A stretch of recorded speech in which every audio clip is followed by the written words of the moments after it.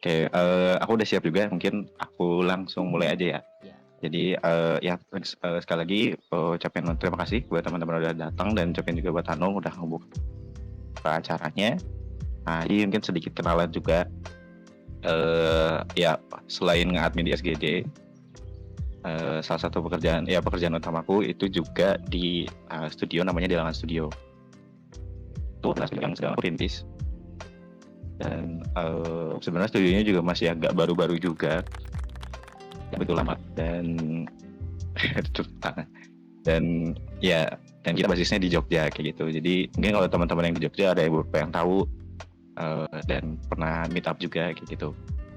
Dan ya di sana sama pekerjaannya juga sebagai game designer kayak gitu. Nah terus ya kebetulan juga ada sih beberapa temanku yang dari Delangan juga. Ada ya aku absen dikit ya. Ada Mas Musa Muntauzan. Mas Musa itu co-founderku juga di Delangan Studio dan dia sebagai 3D artist gitu. Ya, data.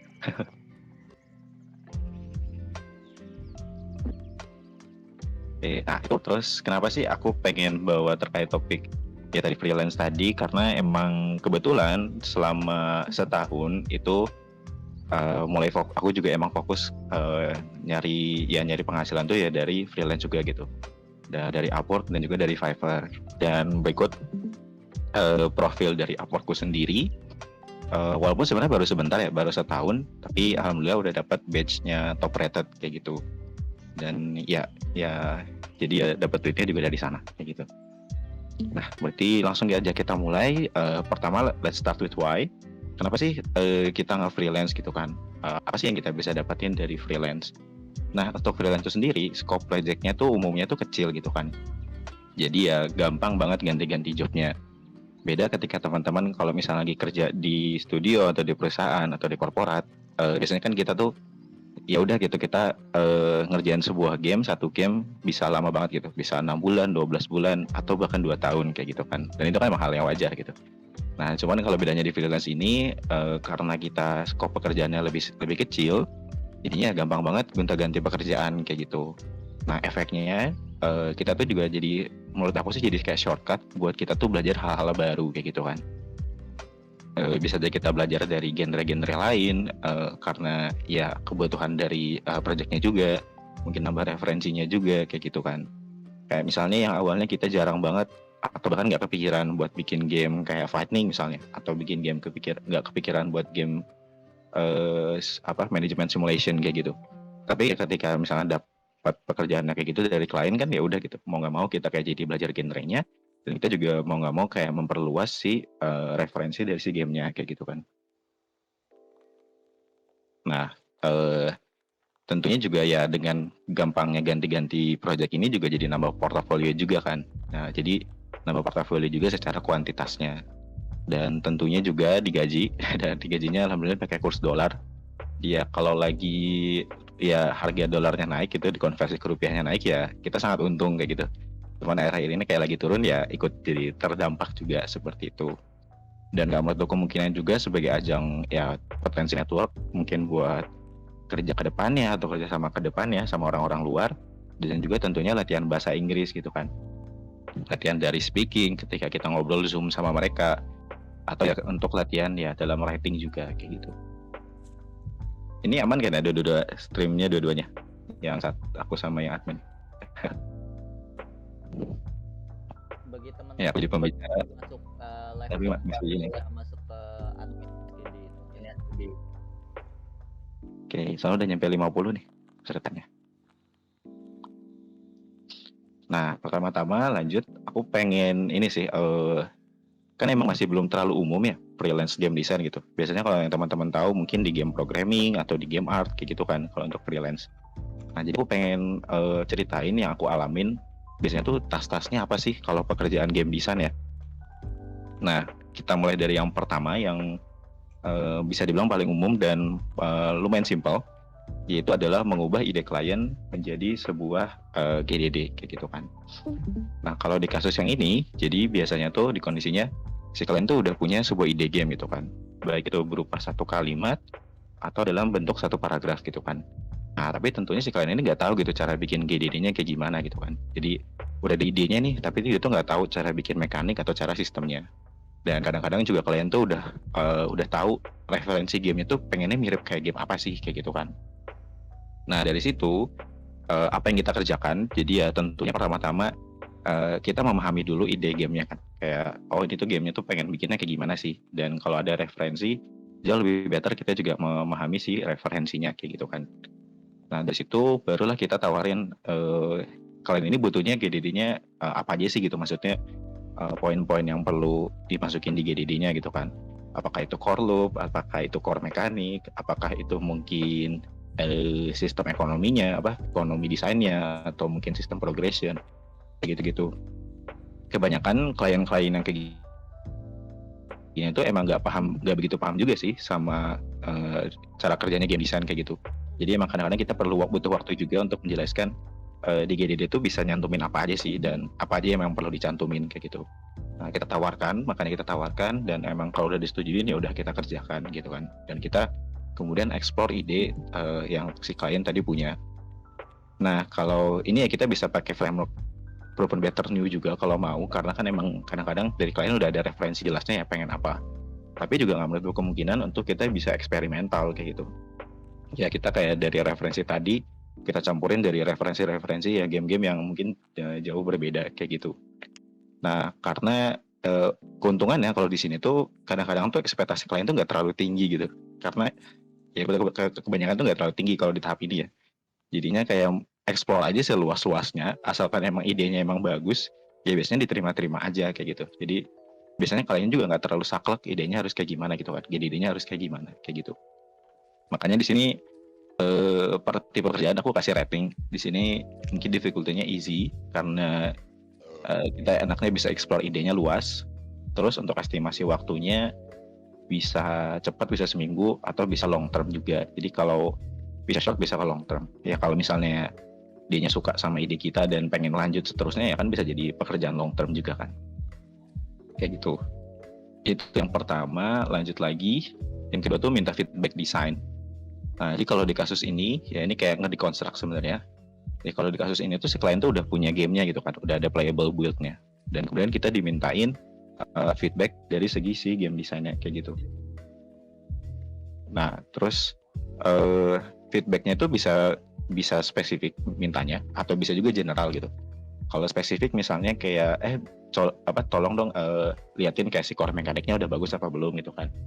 Nah, terus dari si core loop-nya ya maksudnya udah bagus apa belum, bisa motivasi fun-nya udah ada apa belum kayak gitu loh.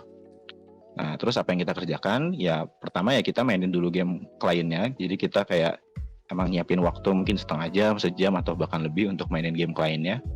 Nah, terus ya pertama-tama kita harus pahamin dulu gitu purpose dari si gamenya itu apa gitu kan. Mungkin ya ada purpose dari si game desainnya ya. Mungkin kita pertama lihat dari purpose dari desain pilar atau mungkin dari genre dari gamenya. Misalnya ya gamenya game match 3 gitu kan. Ya udah kan berarti ya match 3 kan udah ada udah ada sakleknya kan, match 3 itu biasanya kayak gimana dan kayak gimana kayak gitu kan. Dan terus juga ada lagi mungkin purpose dari target marketnya gitu. Misalnya kita nangkep ternyata emang si gamenya ini tuh ditujukan untuk misalnya ibu-ibu umur 30 tahun ke atas gitu kan. Game match 3 untuk ibu-ibu umur 30 tahun ke atas kayak gitu. Kita pahami dulu purpose-nya, barulah kedua kita memetakan problem-problem yang ada di si game tersebut gitu kan. Nah ini ya ada sih beberapa yang biasanya kita lihat gitu untuk sebuah problem, tapi semakin sering teman-teman sering melakukan feedback ngedeconstruct dan ngasih feedback kayak gini, biasanya lebih kerasa sih kayak tahu apa aja yang mestinya dilihat gitu kan.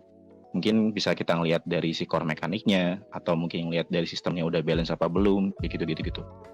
Dan makanya di sini untuk difficulty-nya aku kasihnya medium. Jadi ini kayak perlu butuh latihan juga sih, kayak teman-teman harus sudah biasa ngedeconstruct dan ngasih mencoba membreakdown problem-problem yang ada di sebuah game kayak gitu. Jadi ya kayak gitu. Nah, terus kita juga bisa ngelihat dari ada nggak sih aspek-aspek yang bertentangan sama si purpose si gamenya gitu kan. Kalau ada yang bertentangan, ini bisa menjadi sebuah problem kayak gitu. Kayak contohnya yang game tadi match 3 ya. misalnya si match 3-nya ini tuh satu sesi gamenya tuh harus diselesain dalam waktu sejam gitu misalnya. Wah lama banget kan game mobile sejam gitu kan baru beres gitu kan.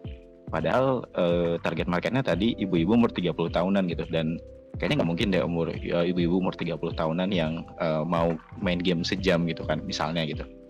Nah kita tahu problemnya apa, karena tadi bertentangan dari purpose, barulah di tahap terakhir kita mencoba ngasih sih solusinya gitu kan, solusi desain buat nge-fix problem tadi. Nah jadi utamanya sih itu sih kalau kayak tempat task kayak gini dikerjain. Ya tadi difficulty-nya medium karena ya teman-teman harus sudah biasa dulu nge-breakdown sebuah game. Tapi untuk estimasinya tuh kayaknya bisa cepet sih ini tuh, karena ya kayak cuman mainin game aja kan sebenarnya gitu. Jadi sehari atau 3 hari itu ya udah bisa beres pekerjaannya. Terus ada bonus tips. Jadi kalau misalnya ketika teman nge-breakdown atau nge-deconstruct gamenya dan teman-teman menemukan sebuah hal yang menarik dan emang bagus gitu dan patut diapresiasi, ya apresiasilah si hal tersebut kayak gitu kan. Dan apresiasinya ya spesifik ke hal yang tadi teman-teman menurut teman-teman bagus. Kayak misalnya kalimat ini, ya I like how the core mechanics intertwine with the narrative. Kayak misalnya mungkin ada game naratif yang ya bagus lah pokoknya, kayak gimana mengkolaborasikan core mechanic sama ceritanya kayak gitu. Ini kan spesifik ya, apresiasinya apa. Nah kalau kita melakukan ini tuh secara nggak langsung tuh kita kayak menunjukkan kalau kita tuh care sama si gamenya kayak gitu kan. Dan juga menunjukkan bahwa pemahaman kita tuh terhadap si genrenya tuh sudah sampai mana kayak gitu. Dan sebenarnya tips apresiasi ini tuh nggak cuma buat dunia freelance, tapi ya dunia kerja pada umumnya. Ya kita juga harus bisa latihan apresiasi untuk pekerjaan orang lain gitu kan. Kalau kita pengen bisa lebih lebih bonding mungkin, atau lebih nimbulin trust ke satu sama lain kayak gitu kan. Harus bisa apresiasi, dan kalau emang mau apresiasi sesuatu dilakukan dengan secara jelas gitu kan, secara direct. Lanjut lagi, ini adalah jadi minta dibikinin satu mekanik baru kayak gitu. Di sini ya ekspektasi klien tuh udah jelas, dan biasanya ya klien ini emang udah paham sama game dev juga, dan udah paham sama game design. Jadi dia udah tahu nih butuhnya apa gitu kan, emang sangat spesifik. Kayak misalnya bikin progression system nih, misalnya dia bikin game mobile dan pengen ada naikin retention-nya kayak gitu. Terus kita disuruh bikin daily quest atau apalah kayak gitu kan.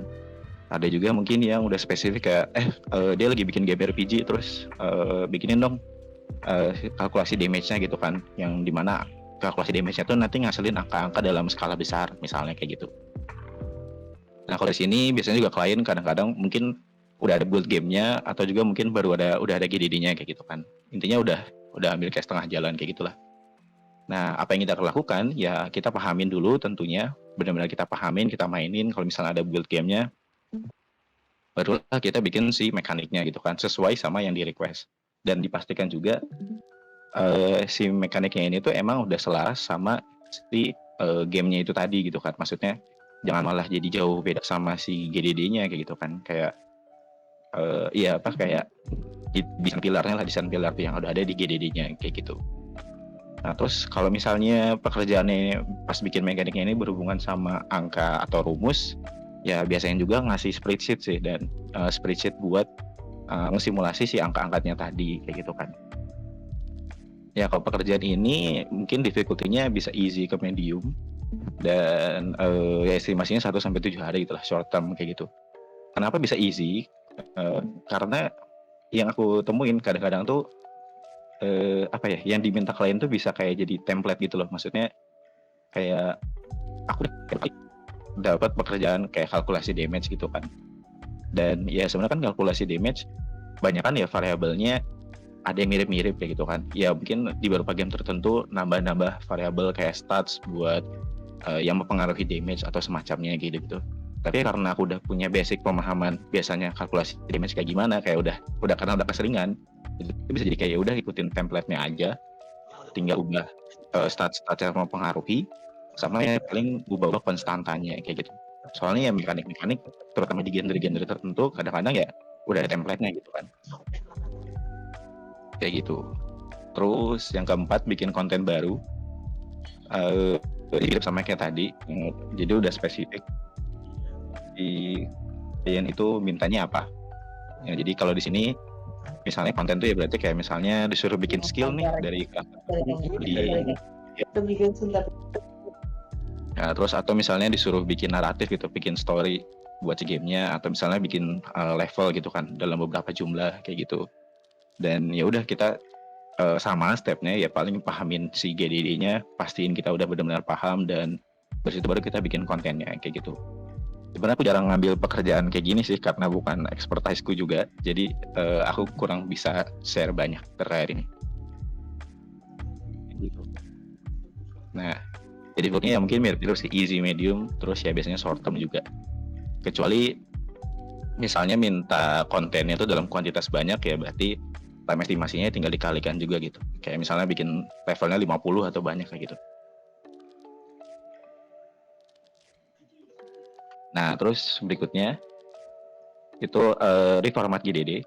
Jadi di sini kondisinya tuh klien tuh udah punya GDD-nya nih, tapi tuh berantakan banget gitu. Berantakannya itu bisa karena misalnya filenya kepisah-pisah atau si GDD-nya tuh nggak terstruktur gitu kan. Terus yang kita lakukan apa? Ya udah kita membaca dan memahami, ini literally benar-benar baca semua dan memahami semua file-file GDD yang dimiliki klien.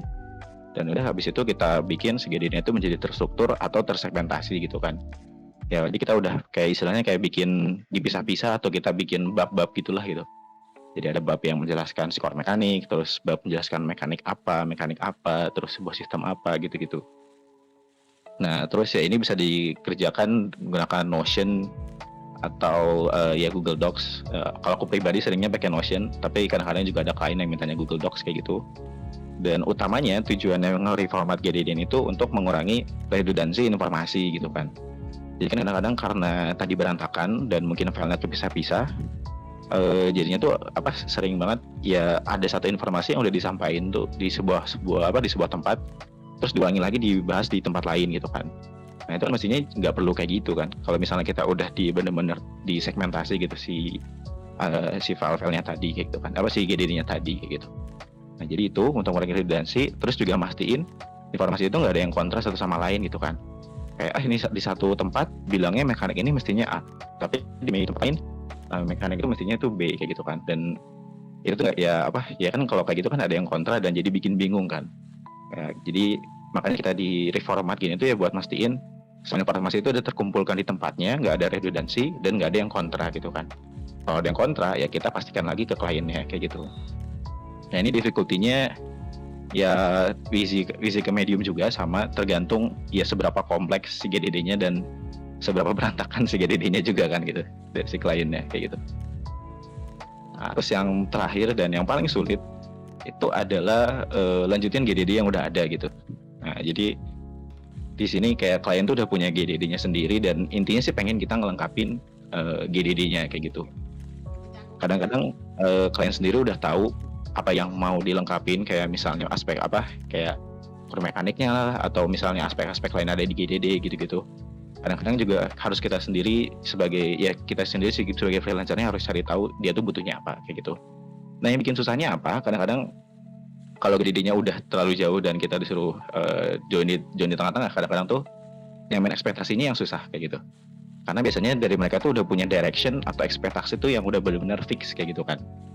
Dan kalau si klien yang menyampaikannya dengan komunikasinya yang baik, ya kita mungkin bisa langsung paham, mungkin kita bisa paham gitu, oh jadi masuk gamenya tuh kayak gini tuh kan, terus ya kayak gitu kan kalau misalnya baik komunikasinya. Tapi ya lebih seringnya lagi kan kadang-kadang si klien sendiri susah gitu untuk menyampaikan komunikasinya gitu kan. Yang mana akhirnya banyak hal-hal yang kita malah jadi nggak tahu gitu, atau bahkan nggak tercantum di GD kayak gitu. Nah sehingga bakal banyak tektokan untuk nyamain ekspektasinya tuh sama apa enggak kayak gitu kan. Nah, biasanya pekerjaan ini juga tasnya itu besar-besar, jadi ya emang dikerjakannya long term kayak gitu. Dan kita kayak butuh bikin sebuah milestone sendiri, jadi ya kayak proyekan gitu, kita bikin milestone untuk nentuin kayak minggu ini kita ngerjain apa, terus minggu depannya ngerjain apa gitu-gitu, buat memperkecil tasnya lagi kayak gitu. Kayak itu untuk 6 tipe tasnya. Mungkin ada lagi, cuman ini yang biasa aku kerjain sih. Kalau misalnya teman-teman mungkin ada yang mau nambahin, kalau ada yang punya pengalaman juga, monggo banget nambahin. Oke, lanjut. Nah, kita ngebahas di 2 platform. Jadi yang platform pertama yang kita bahas itu adalah Fiverr. Dan aku sambil nafas dulu. Nah, kalau Fiverr ini tuh jadi si freelancernya tuh yang ngeposting jobsnya gitu kan. Sorry. Freelancer itu yang bikin postingan jasa servis yang dia tawarkan. Kemudian dari klien lah yang nyari. Dia tuh butuhnya apa, dan ya nanti dia milih-milih sendiri kan mana sih freelancer yang mau dia approach kayak gitu. Nah, jadi ya tadi freelancer itu bikin postingan servisnya, dan di postingan servis itu ada apa aja sih gitu. Nanti kita bakal demo ya, ngelihat si halaman Fiverr-nya, cuman aku mau ngepoin-poin dulu aja di sini. Jadi di postingan servis itu ada title jobs-nya, dan biasanya kadang-kadang title jobs itu udah sangat spesifik gitu. Mau servisnya apa? Ya mungkin GDD Game Ideas kayak aku ini, sebenarnya yang ini general sih yang aku tulis. Ada juga yang kadang-kadang spesifik, mungkin kayak bikin combat design misalnya kayak gitu-gitu. Atau ya biasanya kalau teman-teman artis bisa lebih spesifik lagi kayak karakter desain atau kayak gimana gitu kan kalau artis ya kayak gitu. Terus di postingan service itu ada deskripsi jasa yang ditawarkan, kayak kita bisa ngerjain apa aja. Terus ada promotional image, jadi kayak mau jelasin service kita dengan cara yang lebih menarik aja. Dan kadang-kadang juga bisa nyantumin portofolio di sini. Terus ada juga paket-paket yang disediakan gitu. Jadi kita tuh bisa ngasih ya apa aja sih paket-paket yang di sini. Nanti aku jelasin terkait paket-paket, sorry. Terus nanti juga ada terkait keyword, kita bisa nyantumin keyword biar lebih ngebantu SEO-nya ketika di search. Terus ada juga review dan rating dari order-order sebelumnya. Nah, ini tadi yang terkait package. Jadi di Fiverr ini aku tahu tipe kontraknya itu ada 3 gitu. Ada package order, ada custom order, terus ada subscription. Nah, kalau package order ini, jadi dari kita si freelancernya itu kita udah bisa nentuin kita tuh pengennya apa sih kita pengen tawarkan gitu kan dalam bentuk paket. Dan paketnya tuh emang pasti bentuknya dalam 3 paket gini. Yang ada yang paling murah dan ada yang paling mahal kayak gitu kan. Dan di sini kita udah mendetailkan kalau paket murah itu dapatnya apa aja, terus paling mahal dapatnya apa aja gitu kan. Nah, mungkin kalau GDD kita bisa kayak cantumin misalnya di GDD yang paling murah itu kayak cuman core mekanik doang gitu kan. Terus yang GDD paket yang paling mahal, GDD-nya tuh udah nyantumin banyak bagian-bagian gitu kan, banyak aspek-aspek kayak core mekanik, terus ya desain, ekonomi desain dan semacamnya gitu, combat dan semacamnya kayak gitu. Nah, ini aku ngambil contoh aja sih yang punya orang, ini bukan yang punya aku kayak gitu. Ini ada yang package order, terus juga ada custom order, dan kalau custom order ini ya berarti ya nggak sesuai sama yang package aja kayak gitu. Jadi emang benar-benar custom sesuai sama yang requirement. Kalau aku pribadi pada akhirnya emang lebih banyaknya custom order aja sih, karena kan emang menyesuaikan sama kebutuhan klien juga. Nah, tapi tetap penting kita nyantumin package order, jadi biar sebagai ada gambaran biasanya tuh harganya berapa dan biasanya tuh pekerjaannya apa aja sih yang dikerjain kayak gitu. Walaupun pada akhirnya jadi custom order. Terus ada satu lagi fitur namanya itu subscription. Cuman aku kebetulan nggak pernah pakai juga, belum pernah pakai. Yang aku tahu kalau subscription itu tuh kita dibayarnya bukan per order atau per kontrak, tapi dibayarnya tuh per bulan kayak gitu. Dan ini ya jauh lebih cocok untuk yang long term gitu kan, pekerjaan-pekerjaan long term. Beda sama kalau yang package order sama custom order ini, dia lebih cocoknya dipakai buat yang short term. Nah, terus flow-nya gimana? Flow mesen order dan akhirnya kita dapat pekerjaannya kayak gitu. Jadi ya tadi kan klien yang harus cari sendiri kan di search bar tadi, kayak dia butuhnya apa, kayak misalnya tadi butuhnya GDD. Terus nanti dia bakal milih freelancer yang mana, ya terus akhirnya dia ngechat si freelancernya. Jadi emang di sini yang ngechat duluan tuh adalah si kliennya gitu kan. Klien yang approach pertama ke si freelancernya gitu kalau di Fiverr. Dari situ kita tektokan, kita ngobrol, dia butuhnya apa, ekspektasinya apa gitu-gitu. Barulah nanti kita dari freelancer dia akan memberikan si offernya. Offer ini tuh adalah kayak kontraknya gitu loh. Jadi kayak kita tuh mau bikin kontraknya seperti apa gitu kan, sesuai sama kebutuhan klien tadi. Di sini yang menentukan semuanya dari freelancer. Jadi emang kita harus komunikasi dulu. Ya, kita sebagai freelancer yang nentuin. Jadi kita nentuin scope projectnya apa. Terus kalau misalnya mau dibentuk kayak milestone, jadi kayak per minggu gitu-gitu juga bisa. Ya, kita yang nentuin lagi. Terus nanti masa pengerjaannya berapa lama per milestone-nya gitu-gitu. Terus harga per milestone-nya juga berapa.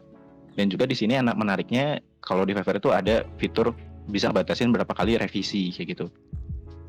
Yang kayak yang tadi di sini di package ini kan ada ini ya, ada kolom revision 1, 2, dan 3 gitu per package. Nah, jadi itu ada sebuah fitur untuk di Fiverr ini. Jadi ketika kita udah submit pekerjaan, si klien itu tuh bisa minta revisi gitu kan. Dan akhirnya kita harus ngerjain dan submit lagi kayak gitu. Nah, cuma tuh enaknya di sini tuh ada pembatasannya kayak gitu. Dan kita bisa nentuin di awal kita mau berapa kali batasan revisinya kayak gitu. Jadi biar kita nggak ngerjain terus gitu, terus juga kan. Nah, terus ketika udah kita ngasih offer dan emang kliennya setuju, nanti klien itu bakal diminta untuk ngebayarin si offer tadi gitu kan, si offer kontrak tadi. Ketika udah dibayar, nanti ya uangnya disimpan di Fiverr dulu, dan akhirnya mulailah timernya berjalan gitu kan. Nah, sambil juga si klien itu menulis namanya requirement. Requirement tuh kayak semacam form gitu, form di Fiverr yang sama freelancer yang bikin. Dan di situ tuh kita bisa ngasih pertanyaan-pertanyaan kayak yang sering kita tanyakan gitu, kayak pertanyaan yang udah pertanyaan yang yang pokoknya yang important yang kita perlu tahu sebelum proyeknya mulai gitu kan. Kayak misalnya kita nanyain referensi gamenya gitu, atau misalnya nanyain terkait platform, terkait gamenya gitu-gitu. Jadi kita nggak perlu capek-capek nanya, tapi ya udah tinggal taruh aja itu kayak di formnya si requirement tadi gitu kan. Terus udah timer berjalan sesuai sampai si masa pengerjaannya. Kemudian nanti akhirnya terakhir kita ngumpulin tasnya kayak gitu. Terus yang tadi terkait revisi, ketika ngumpulin tasnya, kalau misalnya dari nanti kan si kliennya punya pilihan apakah mau accept atau minta revisi gitu kan. Kalau misalnya minta revisi ya tadi kita harus ngumpulin lagi. Nah, tapi kalau misalnya nggak revisi ya udah berarti dianggap selesai dan nanti bisa uangnya dicairin kayak gitu. Berarti uangnya meleleh. Meleleh ya, likuidasi. Oke, ya kita demo dulu.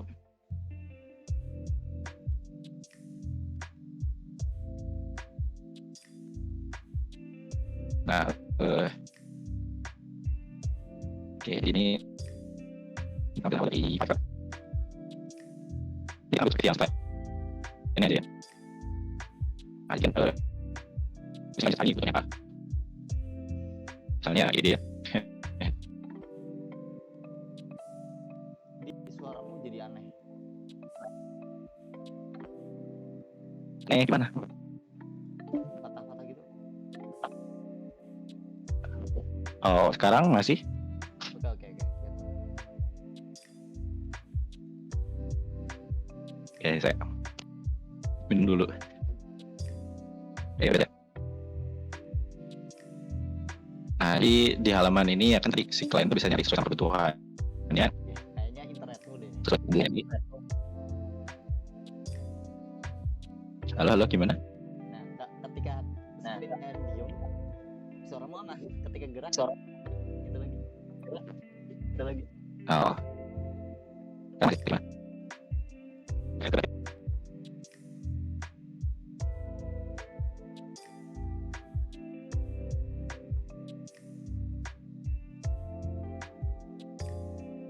Apakah sudah aman atau masih patah-patah? Dah, aman. Coba. Dah. Oke. Aku coba mau lanjutin lagi. Jadi ya tadi kita bisa cari dan ini ya nanti si kliennya bisa ngeklik. Nah, dari sini halaman yang tadi postingan servisnya ya. Ada ya promosi gitu. Apa aja yang bisa dilihat. Ini dia dengan portfolio kalau yang ini kayak contoh dokumen GD-nya. Patah-patah lagi. Terus ini terkait description. Dah, coba ngomong. Coba. Dah. Coba ngomong. Oke, udah. Setiap layar gerak, suaramu pasti rusak. Oh, oke. Ngomong, Bisa. akhirnya diem dulu. Ya, siap. Ya, balik lagi. Jadi ini yang terkait deskripsinya. Ya, menjelasin si freelancernya dia bisa ngerjain apa kayak gitu kan. Ini dia udah bilangin besides I can create a game economy flowchart gitu. Terus aku scroll.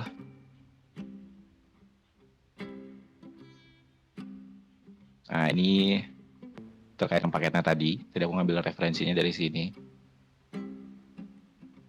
Terus ya udah harganya juga kayak gitu-gitu. Terus ini ada reviewnya kayak gitu terakhir.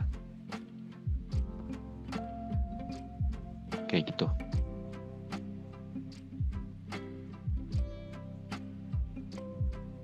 Ntar lagi ya kalau untuk partner. Kalau malas lagi.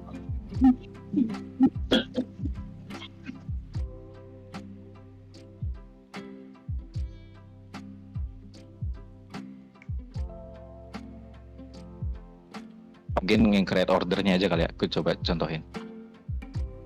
Tapi nanti chatku jadi kebaca deh.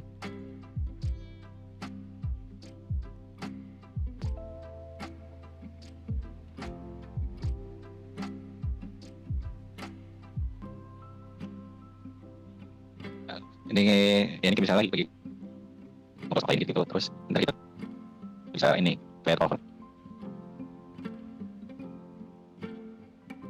Terus di sini kita kayak bisa tadi sesuai sama pekerjaannya apa. Misalnya di GDD ya, contoh aja. Nah, terus di sini ada pilihan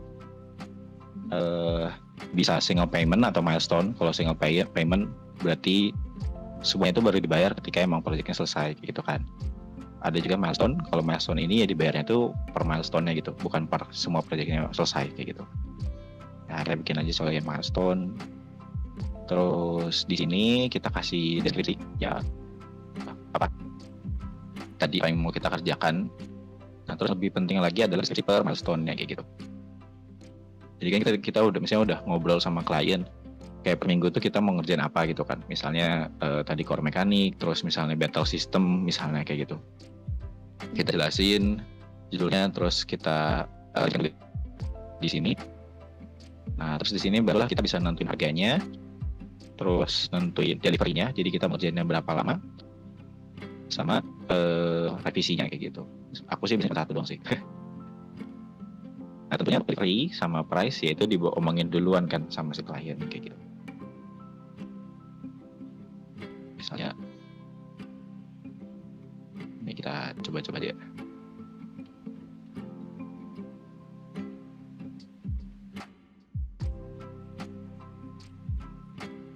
Nah, terus ini kalau lama lagi gitu kan. Ya, tadi ya untuk milestone jadi satu per tahap itu. Kita kerjain milestone-nya beres, dibayar. Udah kita kerjain milestone. Nah, itu sih. Terus saya udah tinggal sama.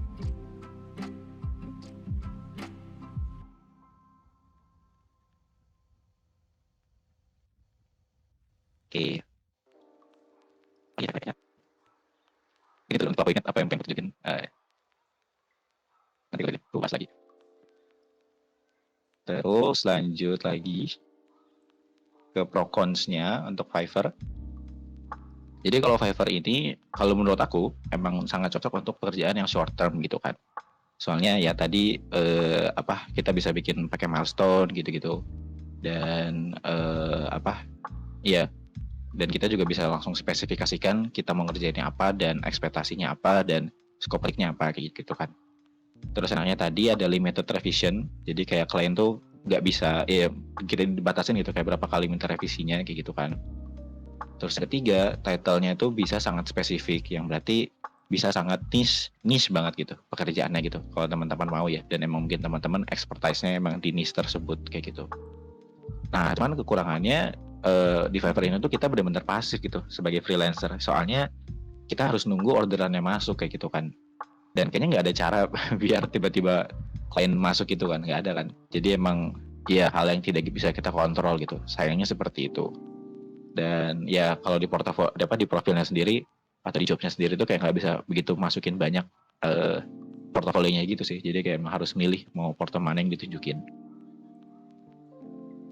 Nah itu ya untuk platform Fiverr. Kita lanjut lagi ke platform Upwork. Nah kalau Upwork itu bedanya, jadi di sini klien yang bikin postingan job, kemudian kita yang sebagai freelancernya barulah yang nge-apply gitu kan, nge-apply si postingan job yang ini, job yang tadi diposting. postingan jobsnya. Nanti kayak tadi lagi aku bakal demo juga. Soalnya aku baru ini ngelis dulu aja kira-kira ada apa aja di sini. Di postingan jobs itu sama ada deskripsi pekerjaan. Jadi klien udah secara rinci bilang apa yang dia butuhkan, dan ada requirement juga kadang-kadang kayak dia butuhnya kayak game designer kayak gimana. Jadi ya basically kayak mirip kayak mau apply kerja sih, kayak mau apply kerja full time. Terus ya di situ juga ada experience level. Jadi klien tuh udah harus, ya kliennya udah menentukan dia tuh butuhnya yang segimana gitu kan, level skillnya gitu kan. Apakah entry level, intermediate atau expert kayak gitu. Terus ada connect cost, nanti aku bahas. Terus ada client budget, jadi range budget yang klien bisa sediakan, yang bisa klien bayar.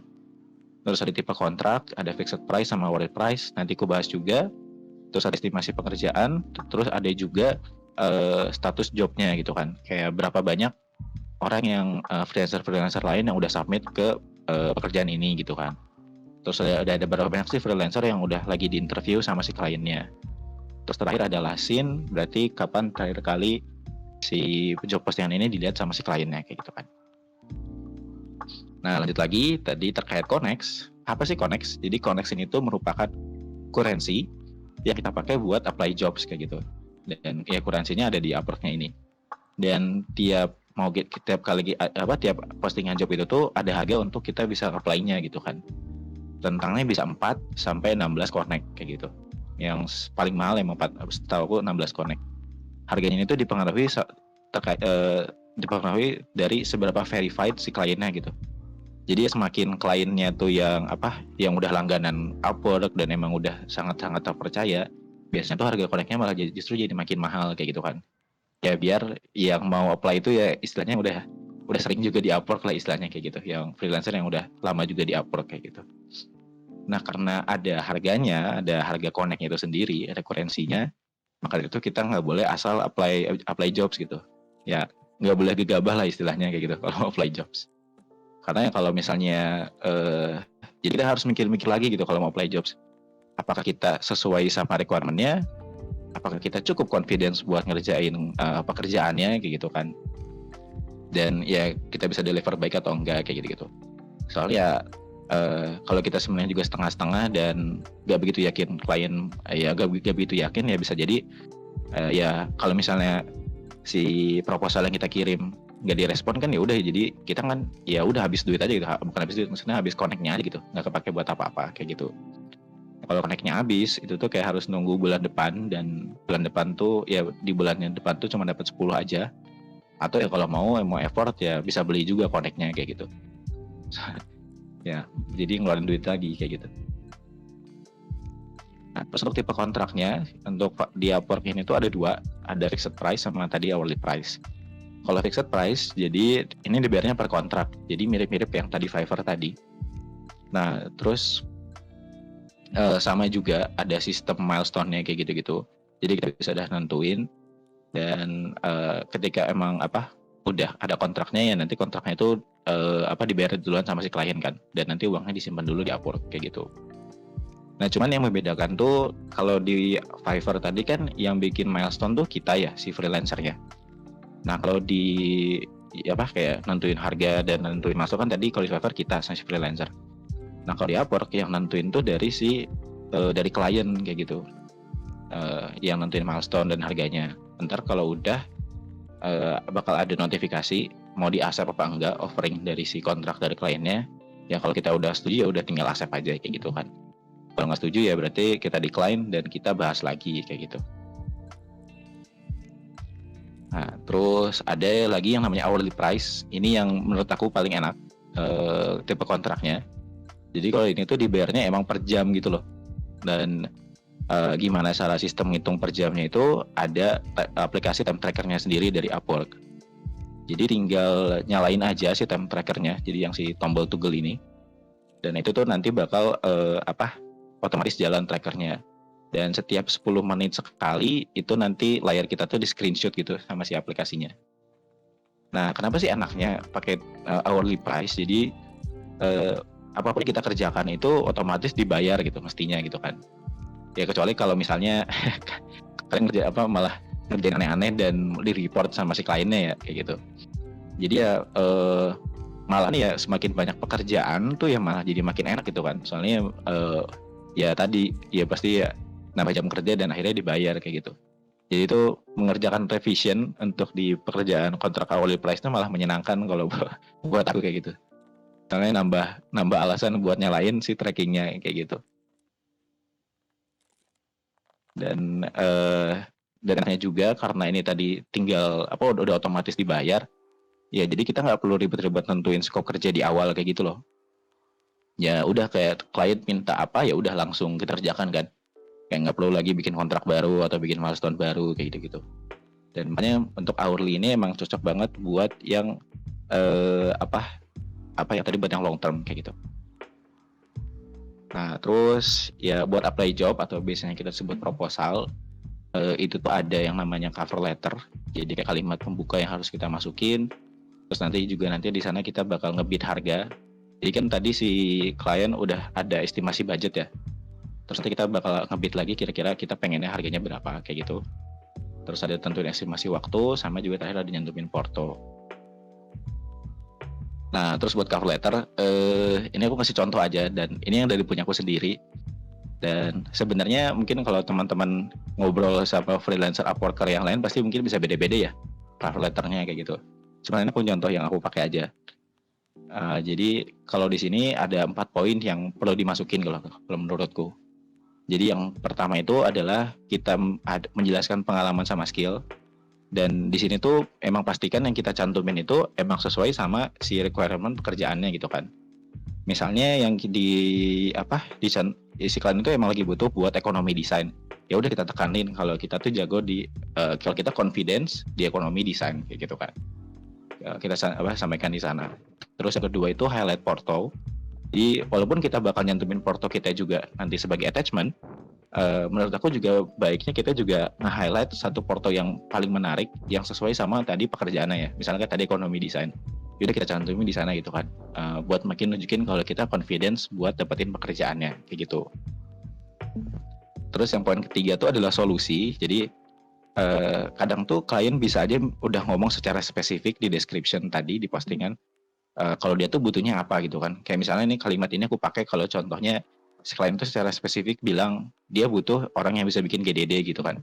Ya udah aku secara terang-terangan aja tulis aja kayak secara eksplisit bilang kalau aku ya bisa bikin GDD jadi secara terstruktur gitu kan.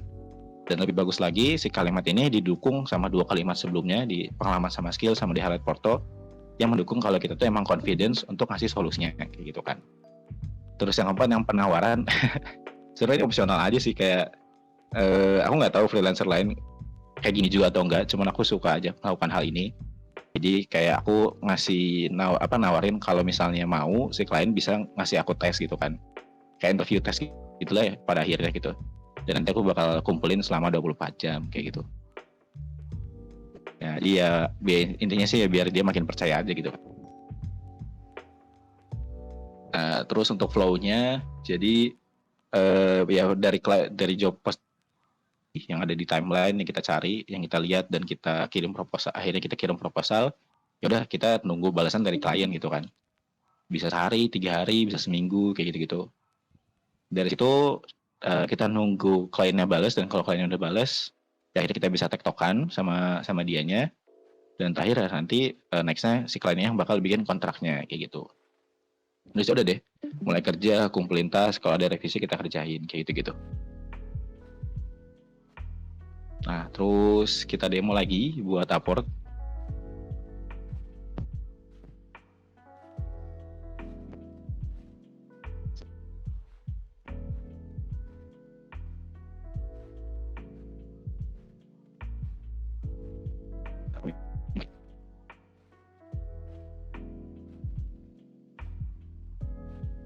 Oke, nah di halaman utamanya ya di Upwork kayak gini. Karena kan baik lagi ya, kalau di sini kan freelancer yang cari kan.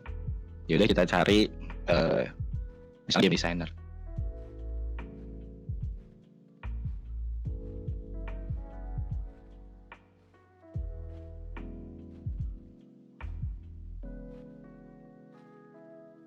Nah, akhirnya keluarlah pekerjaan-pekerjaan sesuai sama keywordnya tadi kan.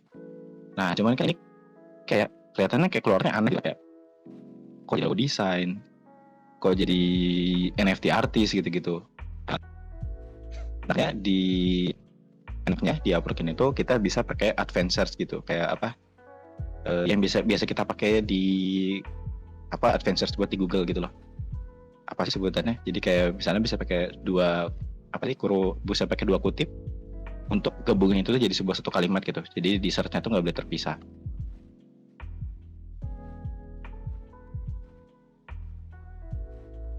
Nah, ini kan langsung udah spesifik ya. Emang game designer dan kata game dan kata designer itu nggak boleh dipisah kayak gitu. Nah, ini ada yang contohnya ya, ada udah spesifik.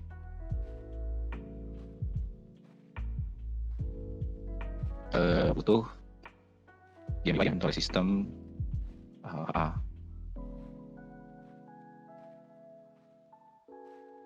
Oh ya, tapi ini lebih ke UI UX-nya sih. Kalau ini. Nah, kita lihat dulu aja ya. Di sini tuh udah kelihatan kayak dia kliennya dan negara mana juga ada bahkan. Terus ini dari range budgetnya yang disediakan sama klien. Terus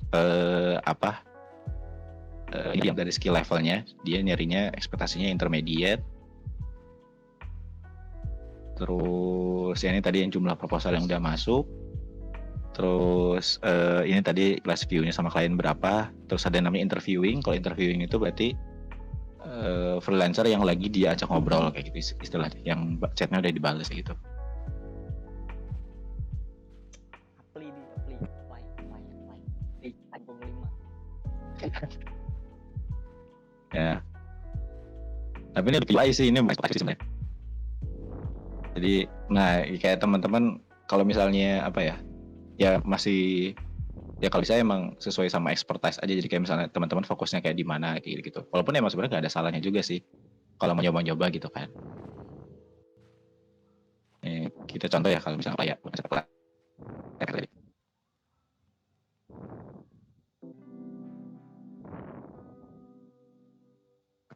kasih tahu ya connect kita yang kepake berapa gitu kan. 12 connect ini lumayan gede. Terus sekarang ini fixed price tadi si tipe kontraknya, kita bisa kita maunya project atau per milestone gitu kan. Walaupun sebenarnya ini nanti bisa diubah lagi sih sama si kliennya. Jadi kayak ini cuma ngasih estimasi aja. Terus ini ya udah kita bisa nentuin range harganya gitu kan. Sama kliennya tadi udah ditentuin 1,200 gini kan. $1,200. Kita bisa kita ubah lagi, mau kita gedein atau kita mau kecilin gitu kan. Ya mau ubah aja gitu. Kalau mau coba kita ngebitnya kayak gitu. Terus ini ada estimasi waktu kayak gitu. Berapa ngerjainnya. Nah, terus ini ada yang namanya car letter. Jadi yang tadi ku tunjukin kayak kalimat pembuka kayak gitu, sama sekaligus pengenalan. Terus ini attachment buat nyentuhin portofolio yang terkait. Terus ya ini buat bakar-bakar duit, jadi biar proposal kita muncul paling atas di halamannya klien gitu, bisa di-push. Kayak gitu. Sebenarnya itu kalau yang buka nih.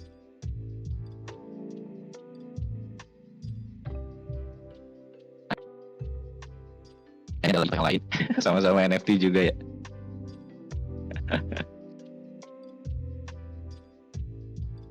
Nah, di sini kalau ini yang tipenya hourly gitu, yang per jam. Jadi dia udah ngasih tahu nih range-nya 15 sampai $25 per jam kayak gitu. Ini ada attachment ya, tambahin informasi. Nah, terus kadang-kadang si klien tuh juga bisa aja nanya kayak gini gitu kan. Nanya ada pertanyaan tambahan. Kayak gitu. Ada pertanyaan tambahan itu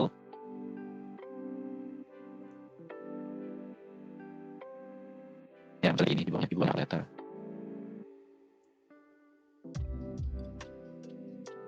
Kayak gitu. Terus ya Oh ya, tadi itu yang search tadi itu bisa kita save search. Jadi save search ini juga bakal ke save kayak yang kita uh, yang kita pakai gitu. Kalau dari save ini apa?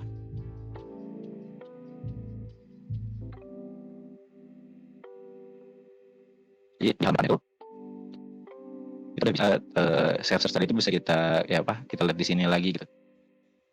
Jadi nggak perlu capek-capek ngetik-ngetik lagi. Itu aja sih.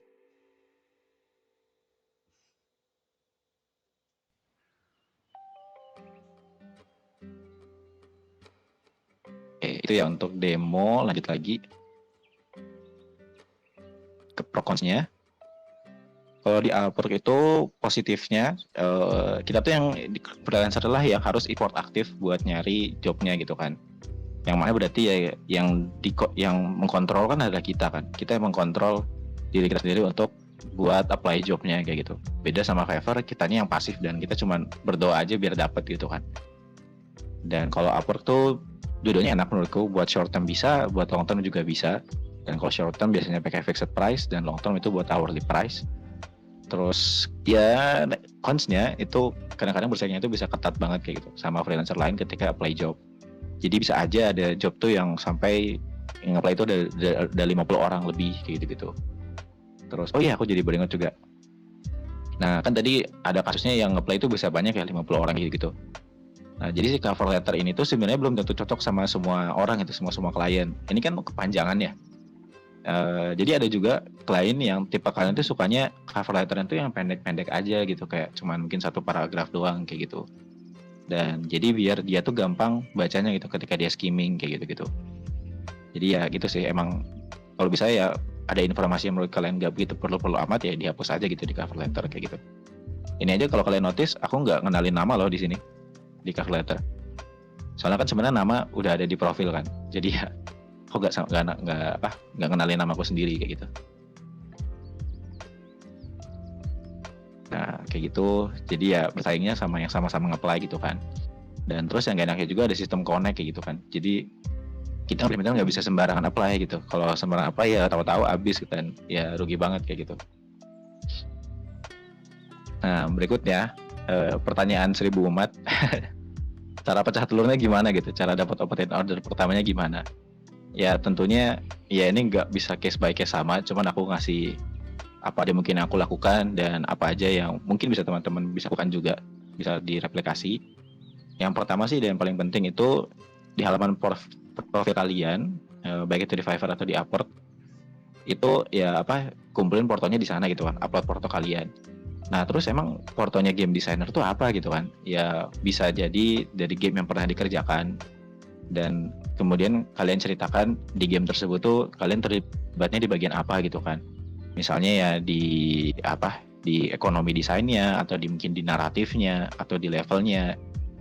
Misal di level terus bilang juga gitu, aku bikin 35 level gitu kan. Ya itu dikasih tahu kayak gitu. Pokoknya sangat-sangat yang spesifik lah gitu biar makin kelihatan kita tuh skill kita tuh di mana kayak gitu kan. Terus juga bisa juga ke deconstruct. Jadi deconstruct yang bahkan teman-teman kalau ya bukan di SGD juga itu bisa jadi portofolio kayak gitu. Jadi ya sebenarnya intinya sih ya literally apapun yang bisa menunjukkan skill kalian di bidang game design gitu kan. Skill kalian dalam mengkonstruksi ide, skill kalian dalam membedah game, ya bikin mekanik, ngedesain gitu-gitulah. Yang semuanya bisa menunjukkan gitu. Jadi ya termasuk kayak nge-pitching atau mungkin draft ide atau mungkin draft spreadsheet juga ya, kalau yang itu bisa teman-teman bisa menunjukkan skill teman-teman ya udah gitu masukin aja kayak gitu. Kan dulu aku juga masukin premis ide gitu aku masukin. Jadi kayak dulu pernah ada dari mana ya aku lupa, pokoknya aku disuruh bikin premis ide banyak itu, ya udah aku masukin aja itu kayak sebagai salah satu porto gitu ya buat nambahin secara kuantitas kayak gitu. Dan juga tas-tas dari tes atau dari interview tes gitu tuh sebenarnya tuh bisa juga di recycle jadi sebuah portal kayak gitu. Ya atau ya, kalau teman-teman yang pernah ya yang udah jadi full time game designer gitu dikerja di suatu perusahaan kan mesti tahu ya ada interviewnya kan ya. Ada tugas di interviewnya kan buat game design. Ya itu sebenarnya bisa juga jadi portal kayak gitu. Dan kan tadi di cover letter kan aku tadi nantangin diri sendiri kan kayak boleh nih si klien ngasih aku tugas kayak gitu kan. Nah, si tugas yang dikasih itu keterima atau nggak keterima, aku tuh bakal pakai tugasnya itu tuh sebagai portofolio. Jadi ya nambah-nambahin lagi kayak gitu kan. Dan ya jadi walaupun aku nggak keterima ya aku tetap dapat untung, aku jadi dapat soal dan soal itu aku masukin jadi sebuah portofolio kayak gitu. Terus ini kalau nextnya kalau misalnya emang udah dapat jobnya gitu-gitu, ya setelah itu gak ada NDA, ya kita recycle aja jadi porto juga gitu kan. Kita tunjukin jadi porto. NDA itu apa? NDA itu tuh intinya adalah kontrak yang isinya intinya kita nggak boleh ngasih tahu informasi yang kita apa hal yang kita kerjakan lah intinya itu nggak boleh di-spill ke orang lain gitu kalau kita ngerjain apa gitu. Nah, NDA ini biasanya dikasih tahunya di awal-awal dan secara eksplisit kalau emang ada NDA.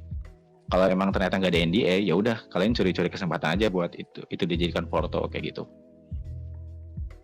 Nah, terus yang kedua, di halaman kedua ada di bagian harganya. Jadinya apa ya? Apalagi mungkin yang buat yang baru pertama-tama juga ya, pertama kali buat nge-freelance dan mungkin portonya belum banyak. Salah satu competitive advantage yang bisa kalian mainin yaitu adalah turunin harganya kayak gitu. Jadi kalau dari Fiverr kan kita tadi bisa lihat ya pekerja-pekerja lain di freelancer yang game designer lain dia pasang harganya berapa. Ya udah kita mungkin bisa turunin aja gitu istilahnya harga pasarnya gitu kan. Atau misalnya untuk kalau di Upwork kan tadi udah diliatin ya si dia naruh budgetnya berapa gitu si kliennya. Nah itu kita turunin juga gitu. Misalnya tadi ada yang 1.000 itu gede sih angka yang fantastis. Coba misal aja tadi ada yang budgetnya itu 1.200, ya kita turunin. Kalau kita tuh mau dengan harga 800 dolar doang gitu istilahnya kayak gitu. Kita turunin kayak gitu. Atau misalnya kayak tadi kan ada yang range-nya tuh 15 dolar sampai 25 dolar ya per jamnya kayak gitu. Kita turunin aja kalau kita bilang kita mau kok di harga 10 dolar gitu per jam misalnya kayak gitu. Ya dengan itu ya bisa lebih ada chance kemungkinan lebih gede lagi gitu untuk bisa keterimanya kayak gitu kan. Nah terus tapi ya juga jangan harganya itu terlalu rendah juga sih karena kalau terlalu rendah mungkin malah jadi curiga juga gitu si kliennya gitu. Kok ini malah rendah banget gitu? Apakah mungkin dia nggak pede atau kayak gimana kayak gitu kan? Kayak gitu. Apakah dia nggak bisa nilai self worth-nya sendiri misalnya kayak gitu? Kayak gitulah. Jadi jangan terlalu rendah juga. Nah atau bisa lihat juga di Upwork tuh bisa lihat klien itu tuh dia ngegaji freelancernya tuh berapa gitu yang sebelumnya. Sebenarnya aku nggak nemu contoh yang bagus. Aku nemu contoh yang bagus menurutku ya. Setidaknya ada contoh yang nih.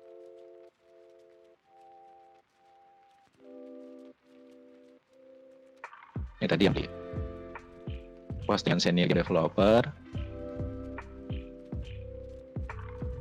Benar ini tadi mana ya?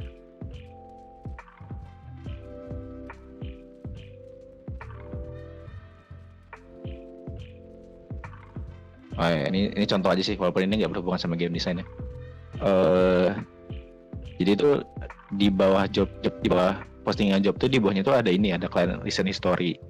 Dan kita bisa lihat dia tuh biasanya bayar kliennya tuh berapa gitu kan. Kayak rentang harganya ya 10 dolar sampai paling mahal banget tuh 100 dolar gitu kalau untuk fixed price kayak gitu. Oh ya udah kalau kita udah tahu harganya biasanya dia ngeluarin duit segini, ya berarti kita juga jangan jauh-jauh dari sini juga kayak gitu kan. Jangan bakalan over di atas.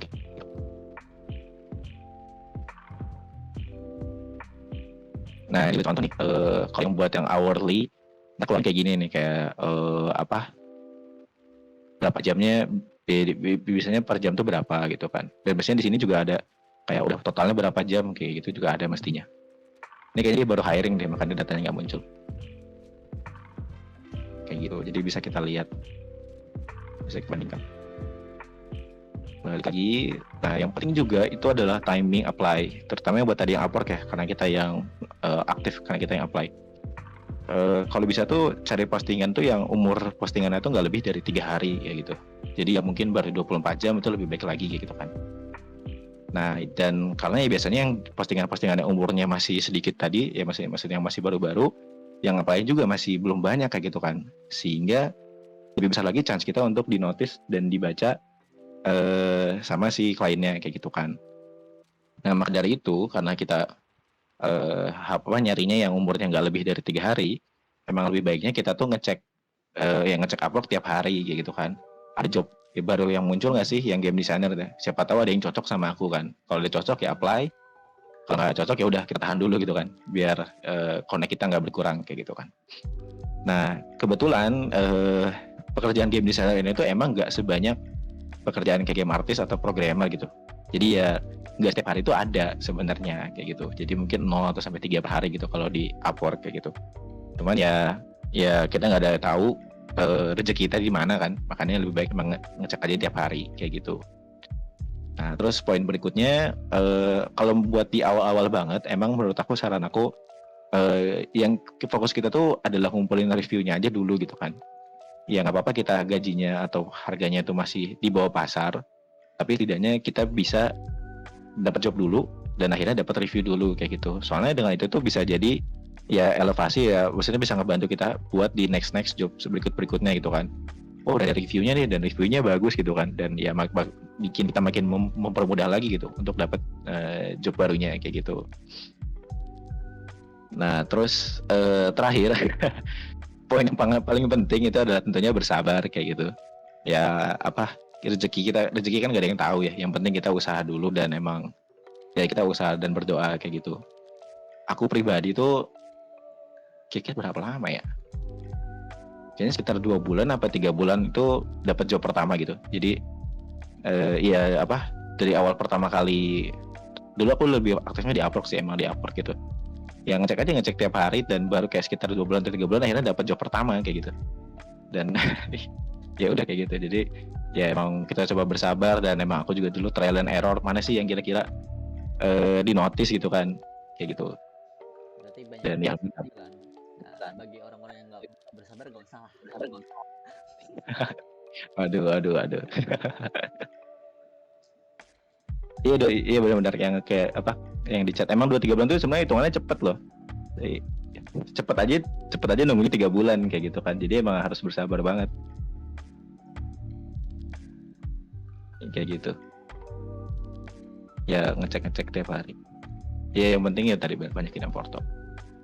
Terus tips lainnya, nah kalau misalnya buat project-project yang tadi yang short term, tapi kebetulan tasnya ada banyak nih gitu kan, projectnya gede gitu kan, lebih baik kalau menurutku kita ubah tadi jadi milestone gitu kan, ketimbang jadi satu project yang gede. Nah ini kayak aku contoh aja, harganya aku sensor. Ini kayak contoh bikin milestone untuk sebuah GDD, dan aku ngerinciin setiap minggu tuh aku ngerjainnya apa kayak gitu kan. Ya ada core loop-nya lah, ada battle system-nya, ada kalkulasi damage, terus ada status efek dan segala macamnya kayak gitu kan. Udah dirincikan minggunya kayak gitu. Nah jadi kan kalau pakai per milestone kayak gini, ya dibayarnya juga per milestone juga kan. Jadi setelah ngerjain 1 minggu ya udah ntar bisa dibayar kayak gitu. Yang penting memang cocok banget apalagi untuk yang pekerjaan yang short term kayak gitu. Nah tentunya kan ini kita bicarakan di awal kan ya sama si klien kayak gitu. Nah $99 ini kan kita bicarakan di awal sama si kliennya kayak gitu. Dan kita tuh juga harus bisa menegaskan ke klien kalau ya udah yang kita kerjakan di milestone tersebut tuh ya udah itu aja, udah kita tulis kayak gitu. Jadi kalau misalnya tiba-tiba kliennya nambahin, tiba-tiba pengen ada job baru gitu-gitu, ya kita bilang aja kita baru bisa kerjakan di milestone yang setelahnya mungkin kayak gitu, atau kita bikin milestone baru kayak gitu-gitu. Jadi teman-teman juga harus bisa tegas di sini. Terus ini kayak tadi di chat ada yang mention juga deh, tapi paling nggak kan sebatas selintas doang. Yang kedua itu adalah hindarin klien negara PBSI. PBSI itu apa? Itu negara-negara dari Pakistan, Bangladesh, Sri Lanka sama India. Nah ini aku pengen menyelamatkan kalian. Jadi sebelum ini menjadi sebuah canon event, jadi kalau teman-teman mau nge-freelance dan kan tadi kayak di Upwork sama di Fiverr kan kita bisa lihat negaranya ya, itu asalnya dari mana. Nah mendingan hindari aja yang PBSI ini kayak gitu. Kenapa sih harus dihindari gitu? Ya kalau kalau mau coba-coba, atau kan ini stereotip doang kan, emang nggak semuanya kayak gini. Jadi sebenarnya ya sah-sah aja sih kalau masih mau terima kayak gitu. Cuman stereotipnya dan aku juga ngalamin. Biasanya tuh ya tipikalnya tadi harganya murah tapi mintanya banyak banget gitu kan, atau mungkin banyak revisi kayak gitu. Terus kalau ngasih komen itu sangat subjektif atau kayak suka ngerendahin kayak gitu kan, dibilang useless lah, nggak kompeten, random description, atau dibilang kayak chat GPT kayak gitu. Aku dapat tuh komen kayak gitu, chat GPT. Terus atau enggak ya mungkin ganti scope project di tengah-tengah kayak gitu kan, atau bahkan nge-cancel project yang akhirnya kita jadi malah nggak dibayar kayak gitu. Waduh, langsung rame komen. Ya ini aku menyelamatkan kalian ini. Guys, sabar guys. Kalau berkeluh kesah nanti Kalau harap tenang, jangan bakar-bakar.